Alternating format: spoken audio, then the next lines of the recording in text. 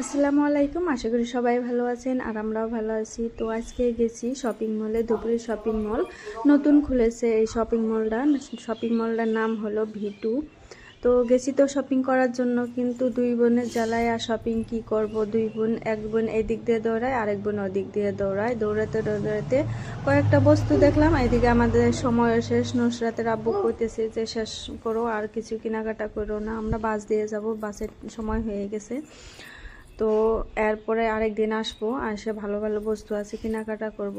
তো আপনারাও আসেন এই ধুবড়ী শপিং মলটাত। মেয়ে বাচ্চাই হোক আর ছেলে বাচ্চাই হোক, সুন্দর সুন্দর ড্রেস আছে, সবারই মনে হয় পছন্দ হবো। এই দেখেন নেয়না এসে খাড়াইছে বাইরের দৃশ্য দেখার জন্য। তো আমি এই ভিডিও করলাম, খুব সুন্দর লাগতেছে এখান থেকে দৃশ্যটা।